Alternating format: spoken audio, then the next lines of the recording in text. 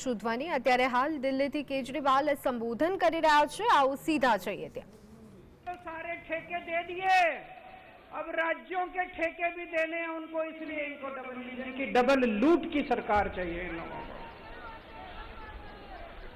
अभी आएंगे, आपके घर में आएंगे चुनाव में और कहेंगे जो जो केजरीवाल ने किया वो सारा काम हम करेंगे। अभी कह रहे हैं, ये जा रहे हैं जगह जगह, जो जो केजरीवाल ने किया सारा काम हम करेंगे। तो उनको कहना फिर तुम्हारी क्या जरूरत है, केजरीवाल है ही हमारे सारे काम करने के लिए, फिर इनकी क्या जरूरत है। चलो इनको एक मौका देते हैं, इनसे ये पूछना, केजरीवाल ने बिजली फ्री कर दी, आज इनकी 22 राज्यों में सरकारें हैं, इनसे पूछना एक राज्य बता दो जहां तुमने बिजली फ्री करी हो, एक राज्य बता दो। गुजरात में, राजस्थान में, मध्य प्रदेश में, छत्तीसगढ़ में, उत्तर प्रदेश में, उत्तराखंड में कहीं इन्होंने बिजली फ्री करी हो। इनकी 22 राज्यों में सरकार है। हमने दिल्ली के अंदर गरीबों के लिए शिक्षा शानदार कर दी, सरकारी स्कूल अच्छे कर दिए। ये आए आपके पास और कहें हम केजरीवाल के सारे काम करेंगे, इनसे पूछना कौन से राज्य के अंदर तुमने स्कूल ठीक करे। गुजरात में 30 साल से इनकी सरकार है, एक स्कूल दिखा दो। मैं गुजरात गया था प्रचार करने के लिए पिछली बार 2 साल पहले, एक स्कूल नहीं मिला जो इन्होंने ठीक करा। गरीबों की शिक्षा का सत्यानाश कर दिया इन लोगों ने। 22 राज्यों में इनकी सरकार है, एक काम बता दें, ये एक काम जो इन्होंने अच्छा काम करा हो 22 राज्यों के अंदर। मैं आज मोदी जी को कहना चाहता हूं, प्रधानमंत्री जी, अगली साल 17 सितंबर को आप 75 साल के हो जाओगे, अगली साल 17 सितंबर को आप रिटायर हो जाओगे। 1 साल और बचा आपका प्रधानमंत्री का। मैं चैलेंज करता हूं प्रधानमंत्री जी, इस 1 साल के अंदर आप अपने इन 22 राज्यों के अंदर कोई काम करके दिखा दो जो दिल्ली के अंदर काम हुए। बिजली मुफ्त करके दिखा दो, स्कूल ठीक करके दिखा दो, अस्पताल ठीक करके दिखा दो।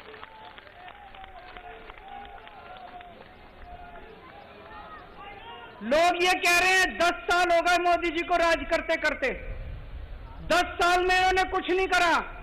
जब ये रिटायर होंगे तो लोग सोचेंगे क्या करके गया, कुछ नहीं करके गया। आखिरी 1 साल में करके जाओगे तो लोग कहेंगे चलो 10 साल में कुछ नहीं किया, 11वें साल में तो कुछ करके गए।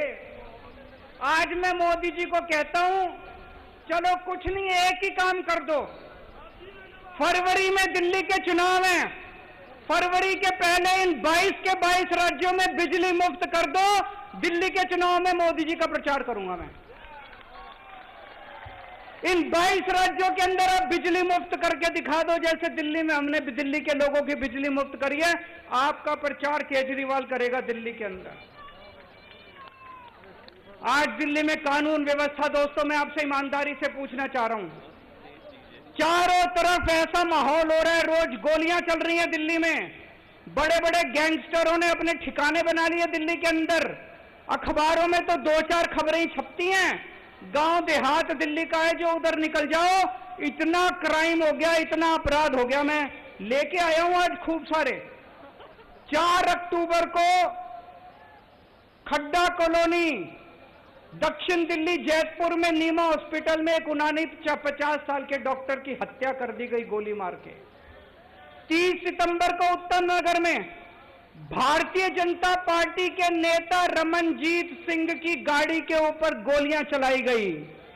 29 सितंबर को नांगलोई में दिल्ली पुलिस के एक कांस्टेबल ने एक शराब माफिया की गाड़ी रोकने की कोशिश की और उस शराब माफिया के ऊपर गाड़ी चढ़ा के उसकी हत्या कर दी गई। 28 सितंबर को गुलाबी बाग में 4 किलो सोना 3.5 करोड़ का लूट के भाग गए। 28 सितंबर को नारायण विहार में 20 राउंड गोलियां चलाई, एक गाड़ी शोरूम था गाड़ियों का, उसके ऊपर 20 राउंड गोलियां चलाई। 28 सितंबर को ही महिपालपुर में एक होटल के अंदर फायरिंग हुई। 28 सितंबर को ही नांगलोई में 2 लोगों ने 3 या 4 राउंड एक दुकान के, ये कई सारे, ये कोई अंत नहीं है। मैं खूब सारे लेके आया हूं। ये जो अपराध दिल्ली के अंदर हो रहा है, सारी सीमाएं तोड़ दी। जैसे 90 के दशक में हम सुना करते थे बंबई में अंडरवर्ल्ड का राज था, वही हाल आज दिल्ली का हो रहा है। लोगों का घर से निकलना मुश्किल हो गया है। और ये तो वो है जो अखबारों में छप रही हैं, ये तो वो है जिसमें एफआईआर हो गई।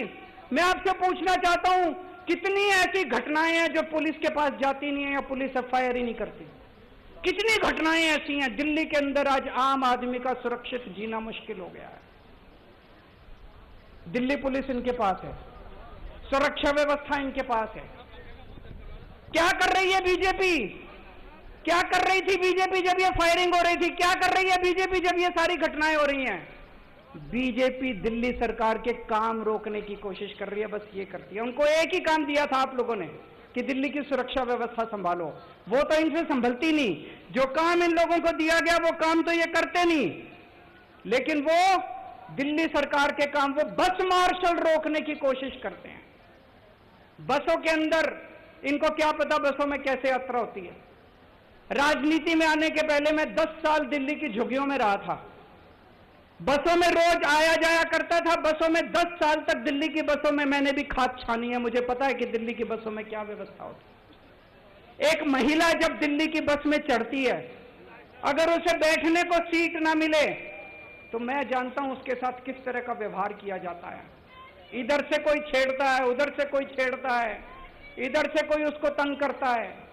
किस तरह से दिल्ली की बसों के अंदर जेब कतरे काम करते हैं, किस तरह से अपराध होते हैं। जब हमारी सरकार बनी, हमने दिल्ली में बस मार्शल नियुक्त किए।